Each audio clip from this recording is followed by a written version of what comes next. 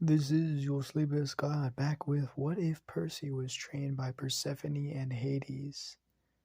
Now, guys, you gotta, fucking gotta, you guys can't support me this much. I feel too good about myself. I feel arrogant now. No, you have no idea the arrogance I walk around with when you guys 120 views just one day. What the fuck, guys? I love you, I love you, motherfuckers. So, let's just start with the recap.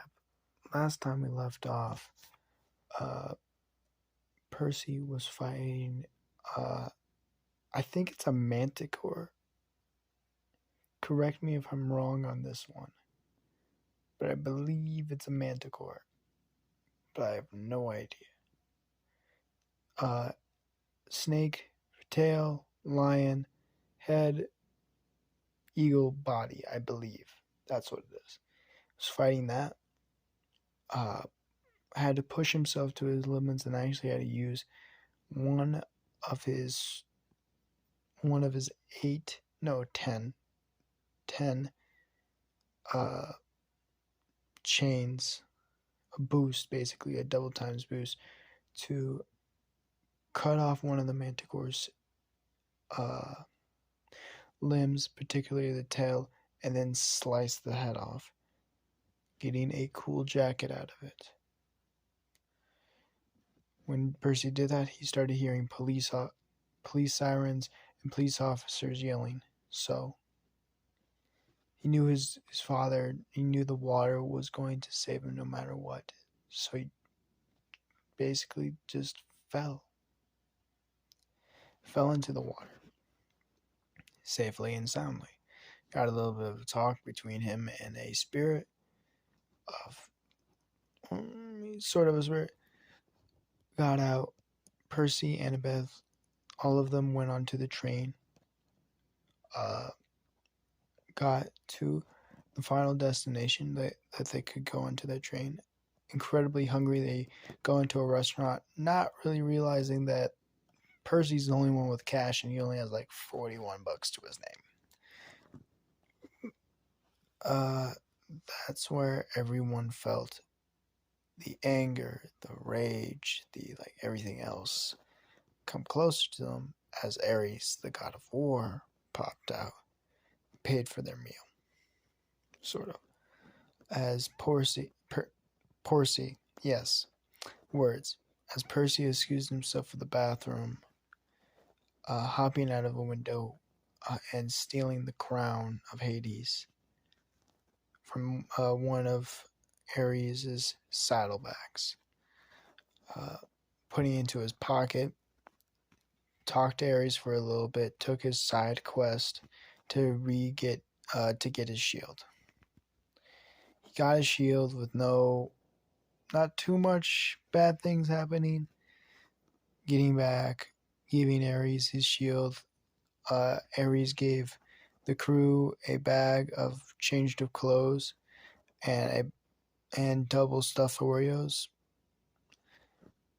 Don't even know why he gave it. That's not even filling. What the fuck, mate? As they got into the truck itself, Luke and Grover instantly going to bed, but Percy and Annabeth staying up for a little bit later just for Percy to show Annabeth the crown and show him that he's now the king of the underworld. After that, that's it. Actually, that's it. Now, let's start the video as Percy, Annabeth, Grover, all of them are still in the vehicle as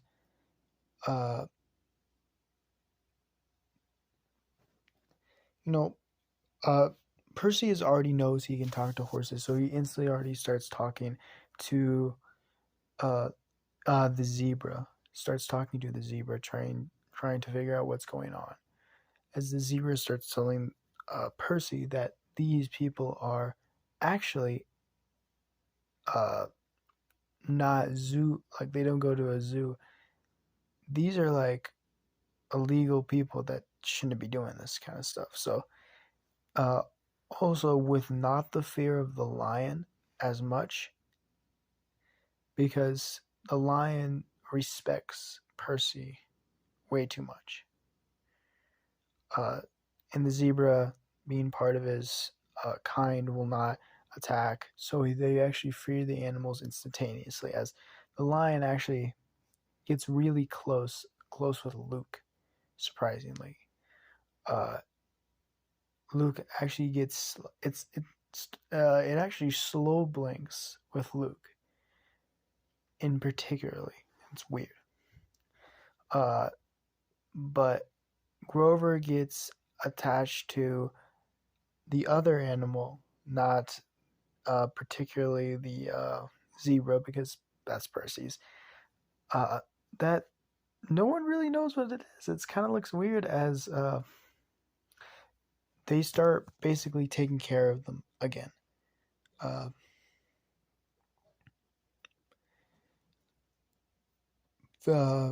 Percy starts taking the gum, or trying to, with the shakiness of the actual car ride. He can't really do it, so he just leaves it be.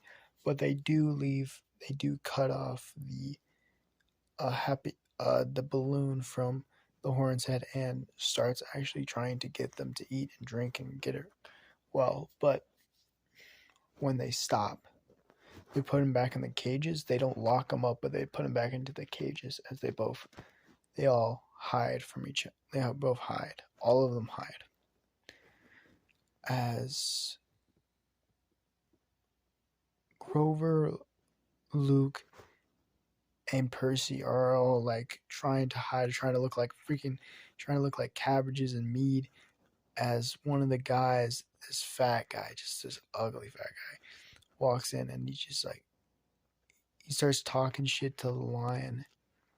He starts talking shit as he's just like, Percy starts crunching, as Luke, who gained like friendship with the lion, starts like, his hands start tensing a little bit, as he hears the person say, "All right, hey Zeb, we're gonna let you off on this trip. Do you like magic shows? This magic, they're gonna saw you in half."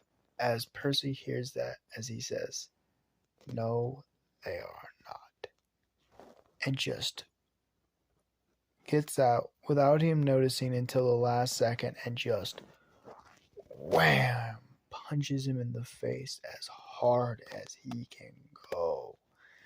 And it's not just one. Like, it's a solid left hook. He's like kind of stumbling, but then it's a right and then a left. Just a boom, boom, boom. And he's just down for the count. As Percy opens all the cages and just says, "Go." As Grover gives all the animals the blessing, so they all be safe, and they'll leave carefully. As they all leave, as like people are like panicking, as the zebra like bows to Percy, the lion slow blinks to Luke, and the other animal like kind of cuddle, like nuzzles up with Grover, as they all mush out. They all leave.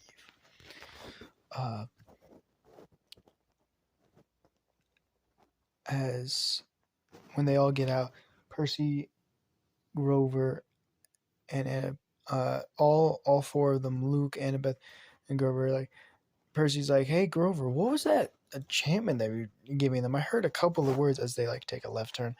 He's like, "Oh, it's just an enchantment for to them to get to be safe and sound, so they can stay to the wild." It's like, "Oh, I wish we can have that trip, but it only works on animals, right?" It's like, "Yeah," as Annabeth says. "Oh, so it was only work on Percy." He's like, Percy like looks back like, "Come on, what?" He's like, "I'm joking, seaweed brains," as they take another left, as they're lost now. They're a little bit lost, as they only see one hotel. The just a normal casino, but they feel the air conditioning. They feel like the smell of like sweet flowers and everything is going in, and they realize they kind of got drawn in, and they get drawn into the place as they see like massive arcade. As they say, "Oh, this is the uh, Lotus Casino. Do you want some customary drinks? Oh, here's your customary room." As they go up to their room, as it's everything they need. And for a couple of days, for they don't even actually know how long. They're just having fun, and then Percy's eye twitches, and his arms start to shake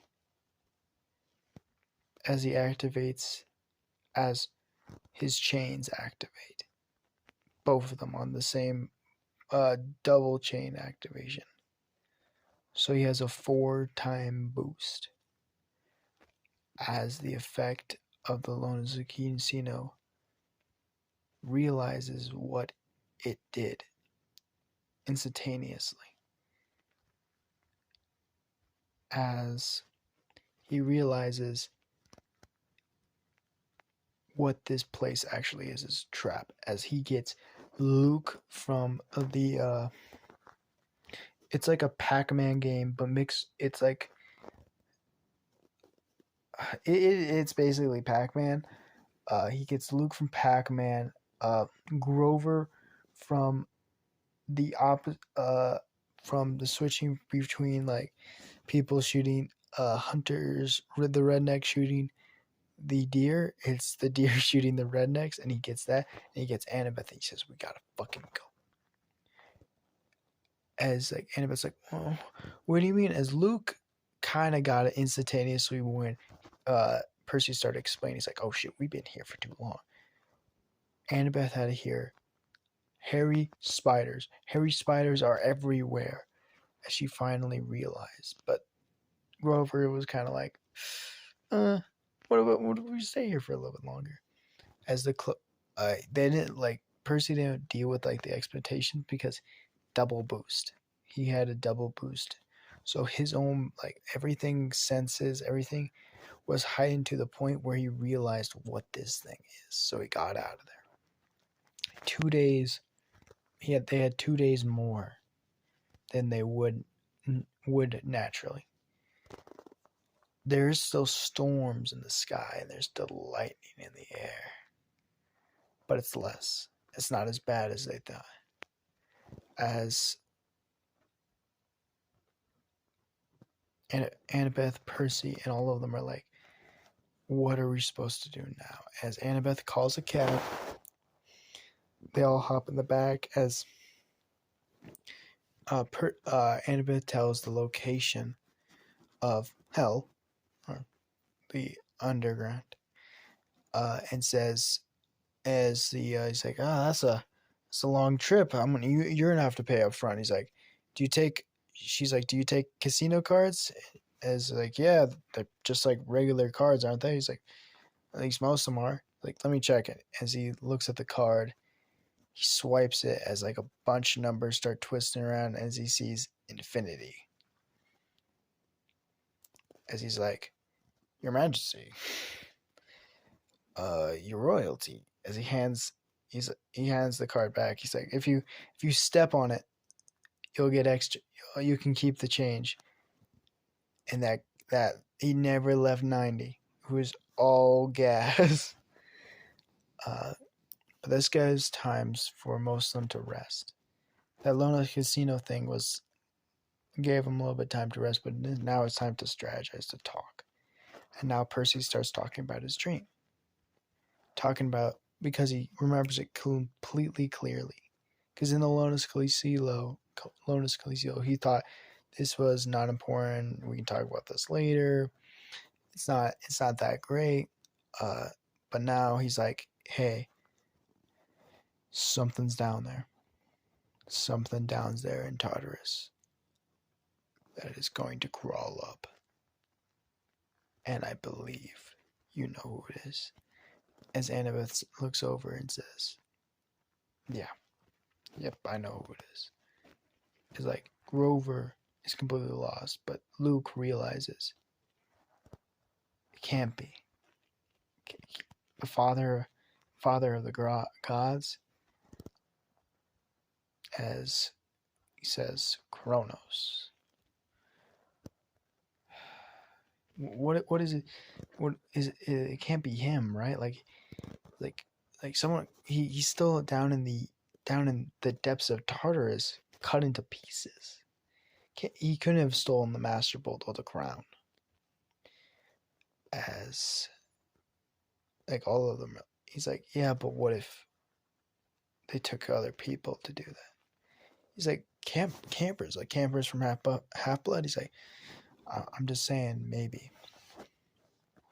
As they finally get to their location, as now, because Percy already knows where literally the location of the he knows the locations of where the underworld lays. There's no semantics. He does get lost though, and that leads to 6, rich kids kind of, looking at them, staring at them. As one of them pulls out a knife and he's like, "Hey." As instead of pulling a riptide or pulling out his black blade, he just slaps the blade out of his hand with ease, just slaps the blade out of his hand and just elbows him in the face. Just a quick click, like you hear the blade clatter onto the ground, and just a elbow to the face. Done. And everyone runs. As Annabeth says, "Hey, where did you learn that?" And he's like, grabs the knife, looks at it, bad blade, puts it into his pocket, and just says, "Oh, I actually learned that from my mother, technically. Nice woman, but never get on her bad side." What I mean by mom, I mean, sorry. I don't mean her actual mother. I mean her godparent, the only mother that took care of him. So they finally get to the actual underworld, the basically waiting area of the Wonderworld, as the boat keeper, sees Percy, as he instantly bows to him and says, "Young master, I see you came home." And as Percy pulls out the crown and enlarges it to the point where he can put it on his head again, "You're bearing gifts." As this is where we're going to end it off. I hope you guys liked the video. See you guys later. Goodbye.